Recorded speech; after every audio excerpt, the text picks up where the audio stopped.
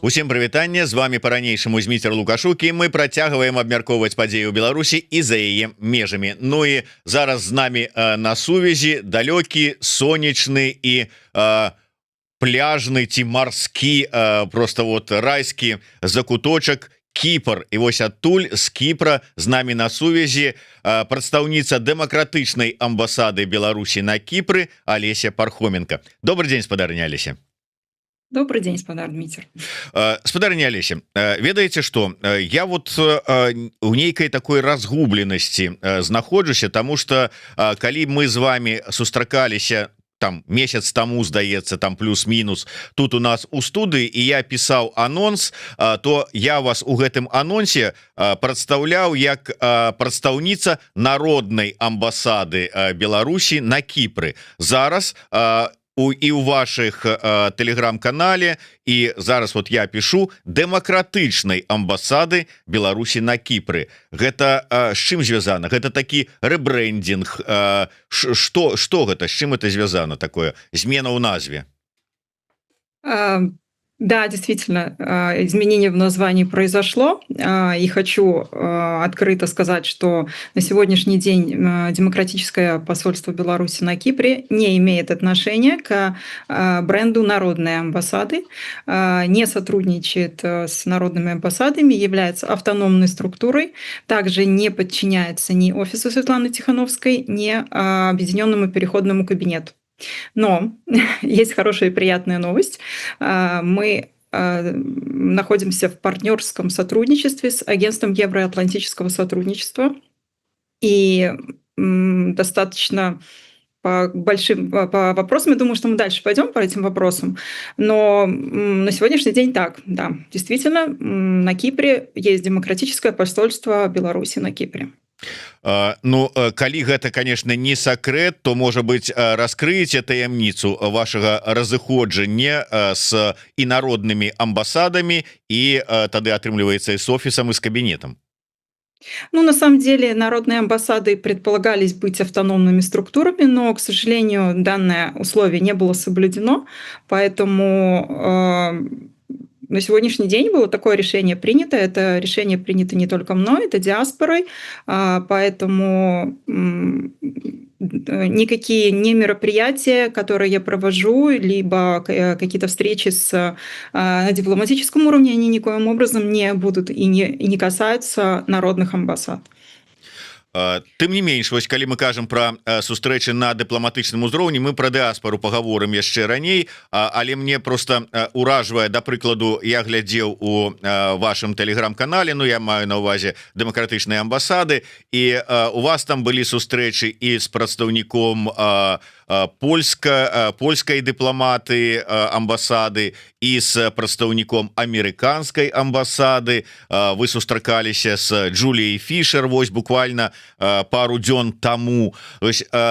Як на гэтыя адносіны, на гэтыя стасункі з замежнымі дыпламатамі паўплывала ваша змена статусу, ну і ваши адносіны там ці адсутнасць адносінаў з офісам і з іншымі дэмакратычнымі структурамі?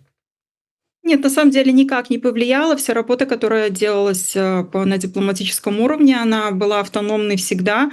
Что касается польской амбассады, это у нас уже около 1,5 лет довольно дружеские отношения с послом Польши, также с дипломатическим корпусом. Я всегда приглашена на мероприятия, которые проводит польская амбассада. Их было очень много в последнее время, за последние полгода, так как Польша президентствовала в Евросоюзе. То же самое и с американской амбассадой, с американским посольством. У нас замечательные отношения. Один раз в месяц у нас есть постоянные встречи в американском посольстве. Более того, скажу, что уровень доверия находится достаточно высокий, потому что я постоянно меня просят присылать некую информацию, которую я могу собрать из открытых белорусских источников в виде аналитических записок. Также это было сделано вот после последнего громкого освобождения политзаключенных. меня попросили прислать информацию, собрать, то есть уровень доверия достаточно высокий. Отличные отношения с госпожой Фишер, она же Дэвис, на последней встрече мы прекрасно пообщались на вопросы, связанные с диаспорой Кипра, и также обсудили вопросы, которые связаны с белорусами на Кипре. Ну, были и другие обсуждения, конечно, наверное, это не совсем публичная тема обсуждения, но уровень доверия достаточно высокий. И я могу сказать, что это не благодаря ни офису, ни кабинету, то есть это моя работа. И в данной ситуации я благодарю Валерия Ковалевского, агентство Евроатлантического сотрудничества, потому что те консультации, которые он дает мне лично по дипломатическим вопросам, они дорогого стоят. Многие вопросы решались благодаря его помощи. Спадарня Алеся, выбачайте, но ўсё ж таки не могу, ну, журналистская вот у мяне вот это вот некая такая мулия не дае мне спакою ўсё ж таки не задать вам гэтае пытанне. Ну вот не з пустого ж месца, вот вы тут так дыпламатычна, ну, відаць, кансультацыі Кавалеўскага даюць сябе знаць, дыпламатычна абышлі гэтае пытанне, але ўсё ж таки, ну не з пустога ж месца.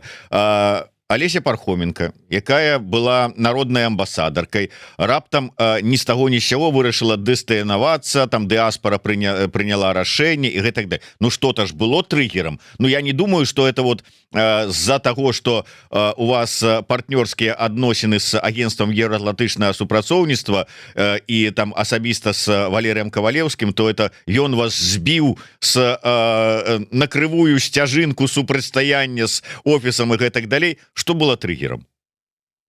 Нет, конечно, Валерий Ковалевский не сбивал ни в коем разе.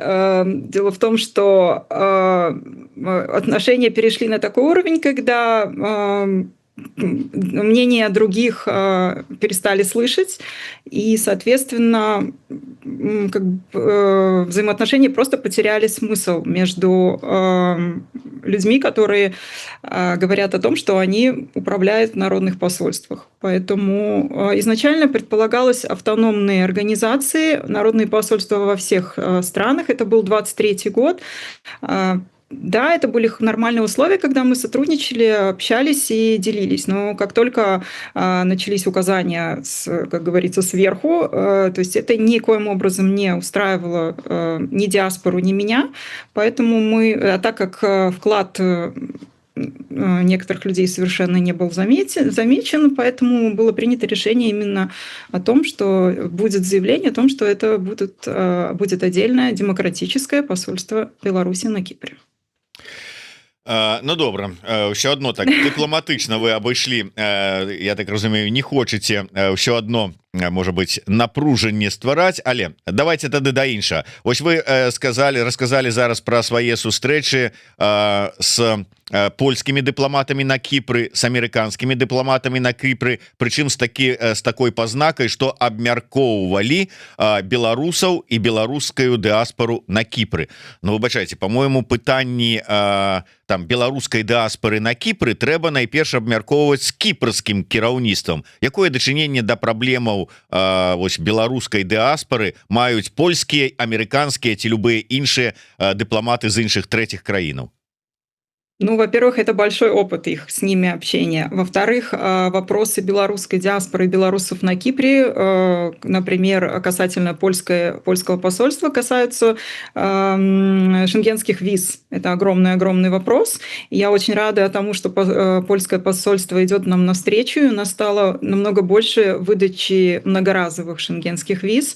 Посол замечательно понимает проблему.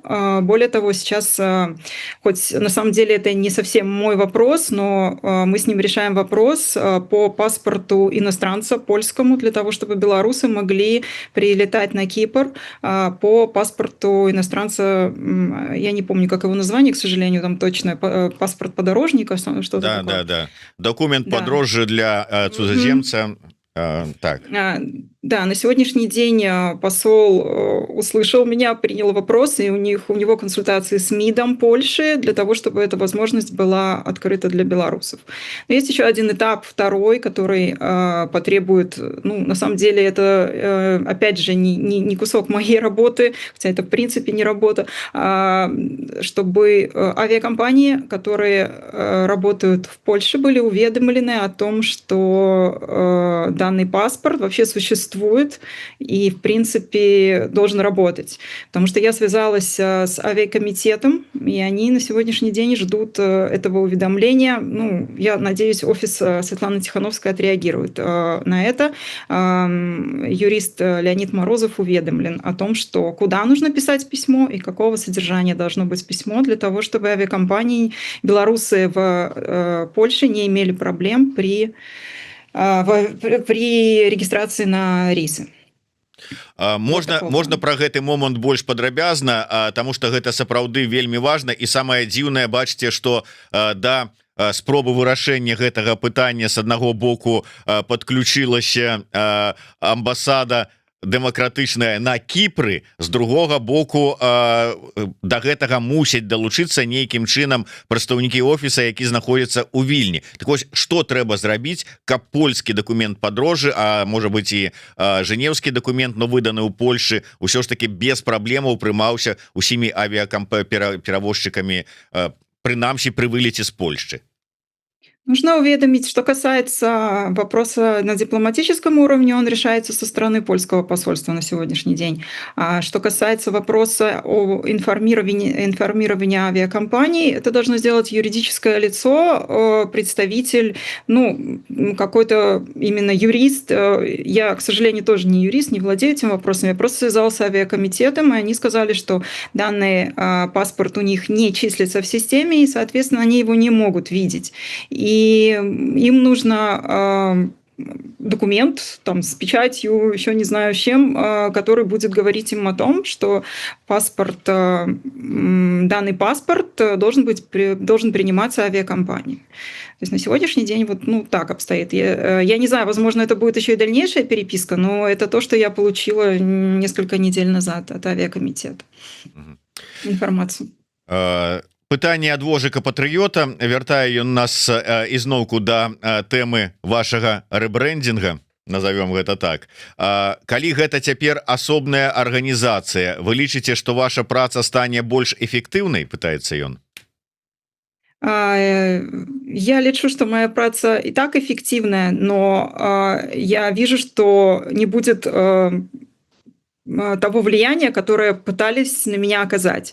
То есть я изначально пришла в бренд «Народные посольства» для того, чтобы быть автономной, но никоим образом никому не подчиняться. Мы прекрасно понимаем, что я в данной организации это волонтерство. То есть мы не говорим о какой-то зарплате или еще о чем-то. То есть здесь эффективность моей работы только возросла, потому что я перестала тратить время на бесполезные разговоры и доказывание того, что ну, какие-то вопросы должны решаться по-другому.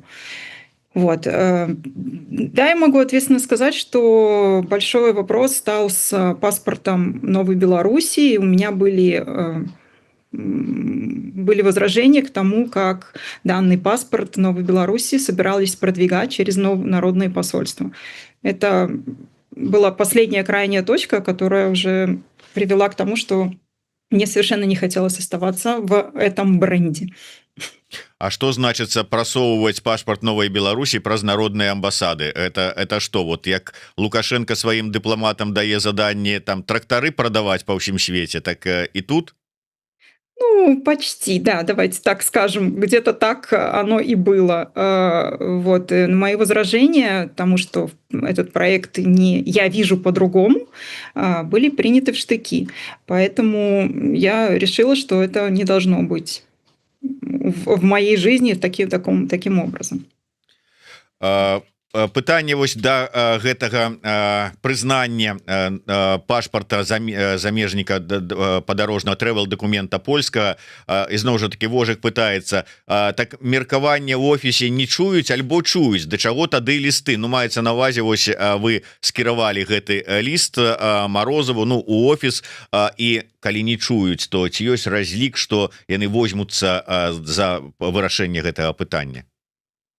Ну, я не могу отвечать за них, конечно, но предыдущие вопросы не решались, поэтому я взяла на себя вопрос в общении с польским послом по паспорту иностранца. Я, конечно, подожду некоторое время, посмотрю, но опять же нужно будет искать ну, то есть там будут нюансы и вопросы. Я, конечно, не смогу оставить этот вопрос без внимания, потому что я его начала и, в принципе, должна его каким-то образом завершить. Потому что действительно было много обращений. Сейчас летний период, белорусы писали мне, то есть они не понимают ситуацию, с каким паспортом можно лететь, с каким нет, как происходит. То есть я вижу, что есть проблема, но она не решается. А проблема озвучена достаточно давно уже. Так думаю, что она тоже около года звучит уже в прессе и на телеграм-каналах то же самое.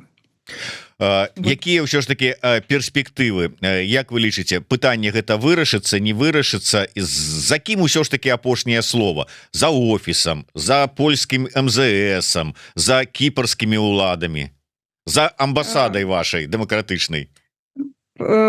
Тут вопрос в том, что кто будет делать, затем и последнее слово. То есть я просто видела, что этот вопрос совершенно остановился, и его просто поднимали в ракурсе того, что у кого-то что-то произошло, и все, поговорили, и хватит. Ну, то есть это не, на мой взгляд, это не подход к решению вопроса.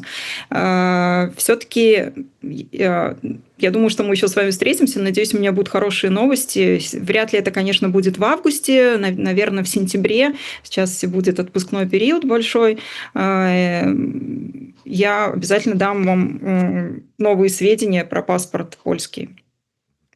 Вот.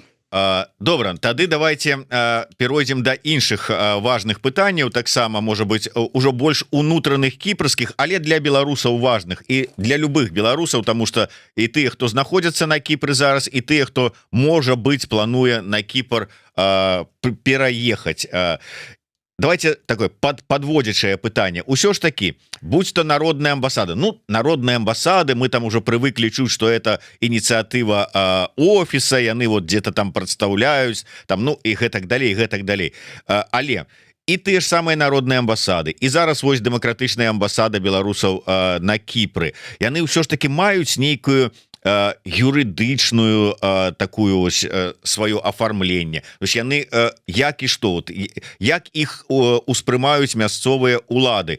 Ну вот на Кіпры давайте вот возьмем на заметку. Гэта ну вот нейкая такая грамадская арганізацыя мясцовай меншасці. Ці гэта ўсё ж таки нешта большае, да чаго трэба прыслухоўвацца? Які статус? Ну, статус, наверное, более гражданской какой-то структуры, но на самом деле, когда общаешься с кипрскими политиками, либо приходишь в МИД, либо в МВД, ну, конечно же, у тебя не спрашивают никакой документ о том, каком-то статусе, то есть есть, конечно, визитная карточка, которая написана, кто ты, то есть есть рекомендации, понятно, что ты не приходишь, просто не стучишься в дверь, есть рекомендации от парламента, опять же, те контакты, которые наработаны долгими усилиями, хорошо воспринимают. Киприоты вообще повольный народ такой, они в стиле есть такое понятие «сига-сига» живут, медленно-медленно, да? Поэтому они медленно принимают все, но они очень добрые люди и отзывчиво слышат себе твои вопросы, и, ну, слава богу, они пытаются направить тебя в какую-то другую, допустим, организацию, где ты можешь дальше продолжить этот вопрос решения. На сегодняшний день, да, на Кипре остро достаточно стоит вопрос с паспортным иностранцем. Но я хочу уточнить, что это не паспорт иностранца, который выдается беженцам, потому что с этим паспортом иностранца как раз-таки проблем нету. Проблема есть с обычным паспортом иностранца, который я продвигаю тем для того, чтобы белорусам выдавали без статуса беженца. Большинство белорусов, которые живут на Кипре, это highly skilled professionals, это практически 80-85%, плюс члены их семей. То есть это люди, которые работают, у них есть рабочие визы, и замена им на статус беженца совершенно никак не подходит. Поэтому отсюда есть вопрос, который мы опять же решаем, и надеюсь, нам даже будет помогать американская амбассада. Слава богу, нас тоже там слышат. Поэтому этот вопрос тоже двигается. Я не могу сказать, что он идет быстро, потому что, в принципе, на Кипре очень долго решаются вопросы. Но, как я еще раз повторю, на сегодняшний день на Кипре есть продление виз, видов на жительство с просроченным паспортом. То есть человеку в любом случае продлят, белорусу, имею в виду, вид на жительство, поэтому это для тех белорусов, которые меня еще не знают на Кипре, возможно, для них будет ново, но мне кажется, уже эту информацию все знают. Поэтому вот работаем в этом направлении еще очень тщательно. Ну да, вось сапраўды атрымліваецца, што ёсць шэраг краінаў, дзе да гэтага часу яшчэ не вырашанае пытанне з заменай пашпартоў для тых людзей, хто не можа прэтэндаваць на статус уцекача там ці там, скажем, жэнеўскі пашпарт і гэтак далей.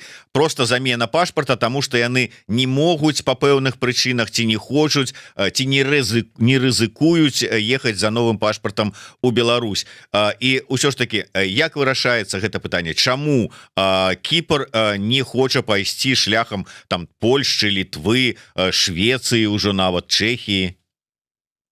Я не могу отчетливо сказать, почему не хочет, потому что, в принципе, на Кипре очень медленно принимается решение, но это как основная причина. Более того, они, конечно, равняются на такие страны, как Греция, то, что поближе им по духу, но так как в Греции вообще никаких движений в эту сторону нет, они мне тоже всегда приводят, а в Греции нет, то есть не принято решение. Они с оглядкой делают это все на другие страны с Евросоюза, но с 1 января Кипр будет президентствовать в Евросоюзе, и я надеюсь, эти решения все будут более быстро приниматься. Вот. Так что, опять же, буду держать вас в курсе. На сегодняшний день было проведено ряд встреч в МВД, в МИД, и все нужные структуры, они в курсе происходящего. То есть, я думаю, что потихоньку вопрос будет решен.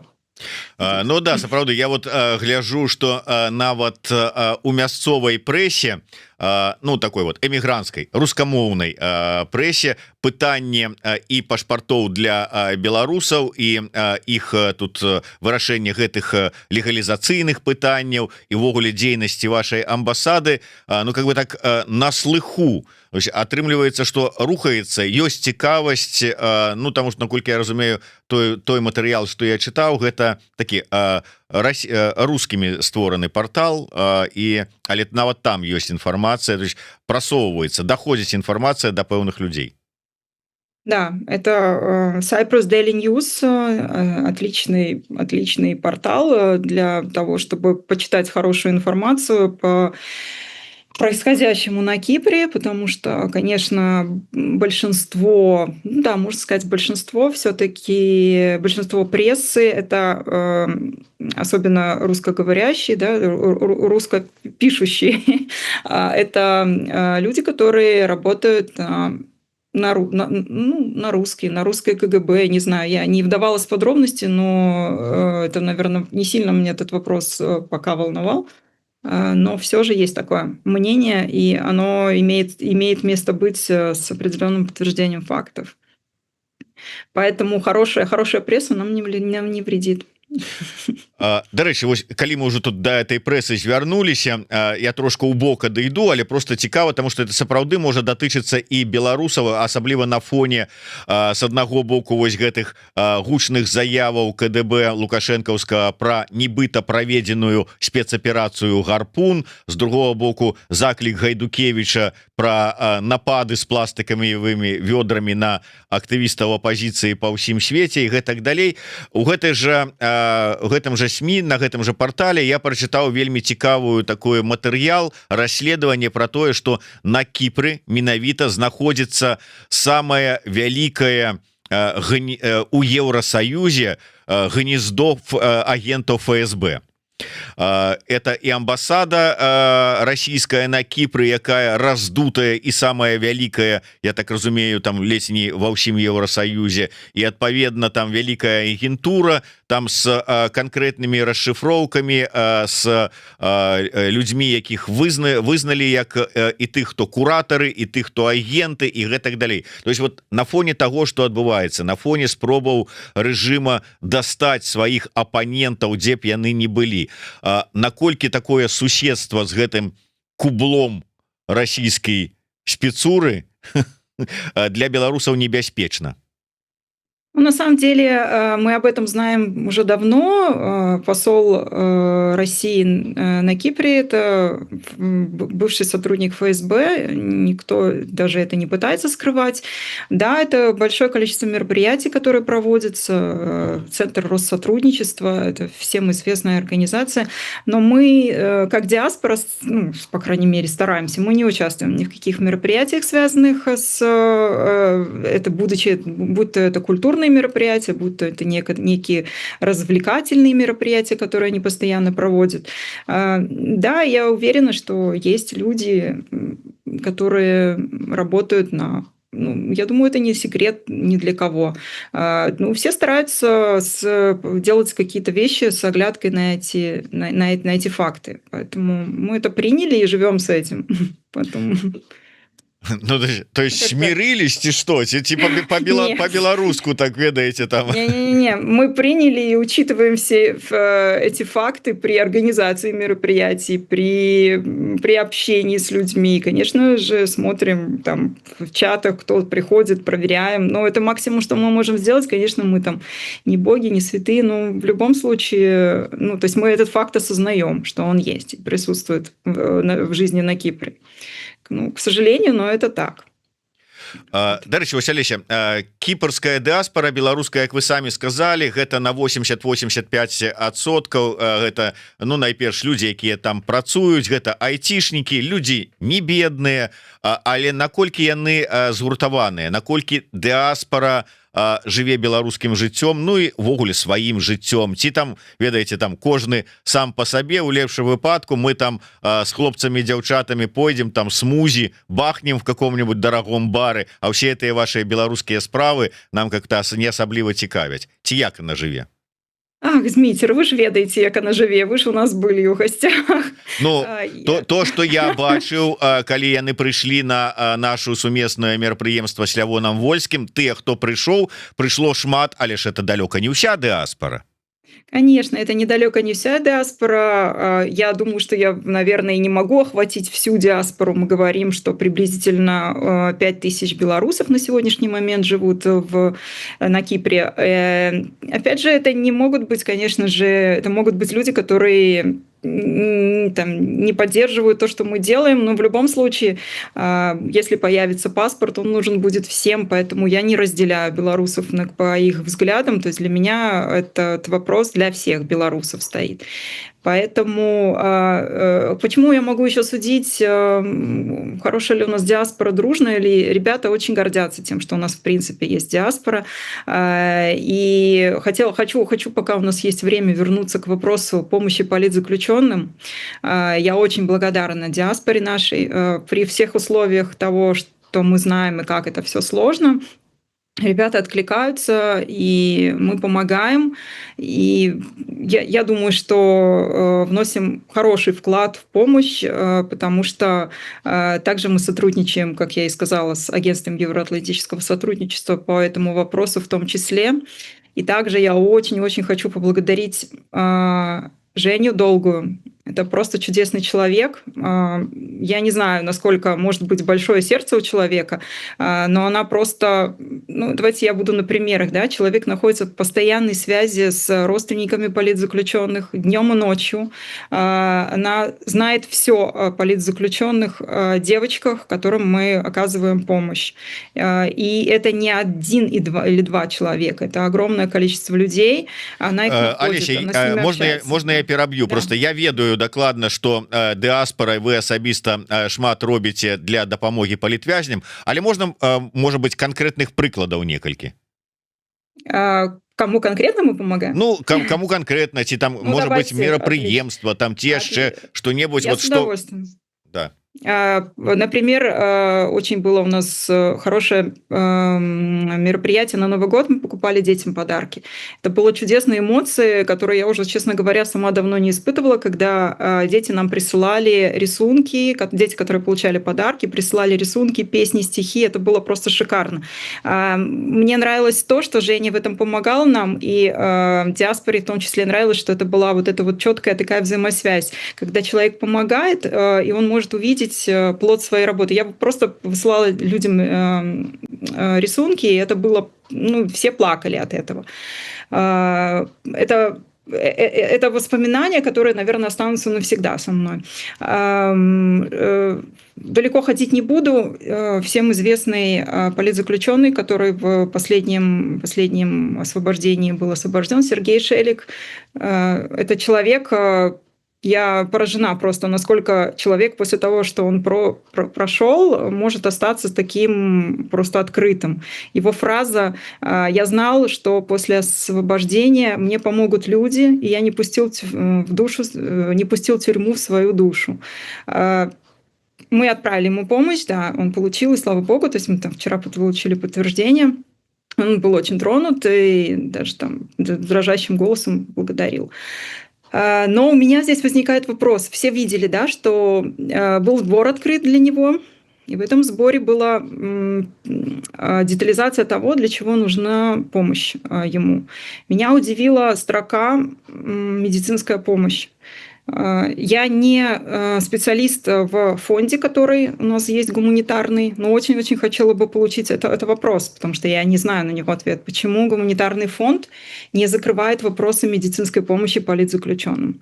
Я сейчас не хочу каких-то скандалов, но на самом деле это не первый вопрос, не первый человек, с которым возникает этот вопрос. Есть некоторые девочки, которым отказывали, политзаключенные, которым отказывали в помощи, и откровенной медицинской помощи, в которой они нуждались. Да, мы им помогли, слава богу, была такая возможность. Я очень благодарна тем людям, которые деньги перечисляют. Поэтому у меня этот вопрос открытый. Возможно, у вас будет возможность кому-то спросить, как же так, почему эти люди получают отказ в медицинской помощи. Мы не говорим про остальные вещи, которые им нужны, да, им нужно другое, но когда есть вопрос медицинской помощи, по-моему, это основная цель Международного гуманитарного фонда, который был создан. Вот.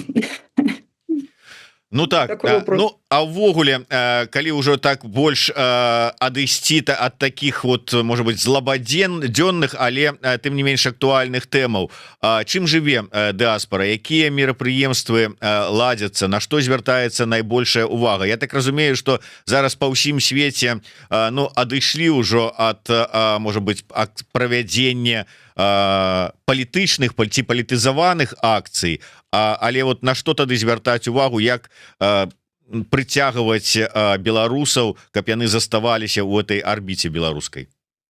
Ну, конечно, мы проводим мероприятия культурные. Ну, то, что касается белорусов на Кипре, уже есть такая тенденция, что нравится, да, людям. Вот в сентябре планируем сделать холодник-пати. Были у нас драники-пати, вот теперь у нас будет холодник-пати. Обязательно будет приглашен какой-то... Ну, пока концепция разрабатывается, но я думаю, там в течение месяца нам станет это понятно. И у меня есть идея, ну, я думаю, что это будет хорошая идея для того, чтобы пригласить также и дипломатов, которые находится на Кипре, обязательно будет приглашена польская амбассада. Американская, я не уверена, что она сможет приехать, Джули Фишер, потому что она все-таки в Украине, но когда она была на Кипре, она приходила на спектакль «Чернобыльская молитва». Поэтому это будет хорошее большое мероприятие. Спасибо тому замечательному человеку, который выделяет нам на это мероприятие деньги. Я не могу назвать его имя, но он поймет, про кого я говорю. Дарэчы, тут вы тут пра супрацу некалькі разоў узгадывалі агентства еўраатлантычнага супрацоўніцтва. Усё ж таки ваша калабарацыя с гэтай арганізацыяй, яна пра што? Вот чым вы плануеце сумесна займацца? Она про помощь людям, про помощь политзаключенным, потому что основа видения агентства евроатлантического сотрудничества не просто в названии политзаключенный, а в каждом человеке видеть отдельную судьбу, у этого человека есть родственники, есть дети, и это не просто политзаключенный, это человек со своей судьбой, и говорить, и то, что мне всегда нравилось и импонировало в видении агентства евроатлантического сотрудничества, это именно это, то, что они видят в человеке человека, а не просто способ достижения каких-то своих политических амбиций. Это в первую очередь. Это в первую очередь политические, конечно, политические заключенные, максимальная помощь, которую со стороны Кипра можно оказать. Ну, конечно, это будет еще большое количество различных мероприятий, я уверена в этом. Вот. Но опять же, на дипломатическом уровне, как я и сказала, все общение, на мой взгляд, большая помощь была оказана со стороны Валерия Ковалевского. Ну, дарэчы, прыгадываюць проект вашага сына, з якім вы прошлый раз былі у нас тут у эфіры, пытаюцца, калі беларусы Кіпра змогуць апынуцца ў суле ці не свіжы, дзякуючы гэтаму проекту. Дело в том, что проект как таковой, он существует, но он развивается, и он есть, и сайт X-Ray Tours, пожалуйста, вы можете зайти посмотреть то, что есть сейчас. Да, мы подали несколько заявок на финансирование, потому что, ну, как всем известно, ни один проект не может существовать без финансирования, и, надеюсь, это пойдет быстрее, потому что на сегодняшний день Матвей закончил университет успешно, и он сейчас посвятит свое время развитию этого проекта, потому что это проект его душа и его желание внести свой вклад в Беларусь. Давайте так будем говорить громко, но так. Ну и на завершение, спадарня Алеся, на 9-10 жніўня прызначана правядзенне чарговай канферэнцыі «Новая Беларусь». Я так разумею, что чакаць вас сярод удзельнікаў гэтай канферэнцыі не выпадае. Нет, я не буду там на конференции. Ну, там свои вопросы, но я думаю, что пока что нет, точно. Ну, на жаль, вам не падаецца, што ўсё ж таки вот такі чарговы падзел можа быць, мы ж не будзем зараз тут спрабаваць некага абвінаваціць, што пад віне тых ці віне тых, але вот чарговы падзел у беларусаў адбываецца.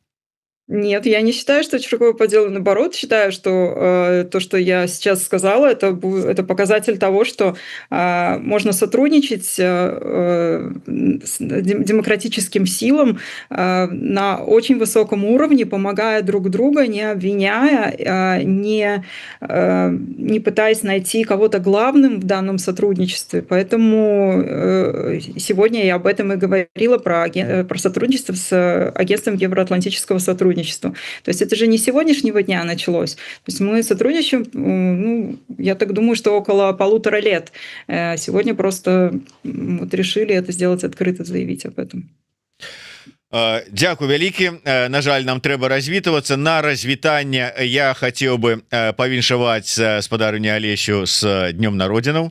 Так супала, што акурат такі сёння чарговы дзень народзінаў у спадарні Алесі. Так што сілы вам, натхнення, і працягвайце далей рабіць тое, што вы робіце на карысць беларусаў і Кіпра, і не толькі Кіпра, а ўвогуле беларускай справы. Каму цікава, калі ласка, заходзьце на сацыяльныя сеткі і беларусаў Кіпра. Дарэчы, там Кавалеўскі рэкламаваў днямі такі новы тэлеграм-канал для пра палітвязанак. Розовые косынки, ружовыя косынки. Да, калі ласка, я таксама перыядычна читаю, цікава вельмі, можна паглынуцца у праблемы, якімі жывуць беларускія палітвязанкі. Ну і дзякуй вялікі, спадарня Алеся, да сустрэчы, вырашэння ўсіх тых праблемаў, якія вы перад сабой паставілі, вырашыць. Жыве Беларусь, жыве вечна.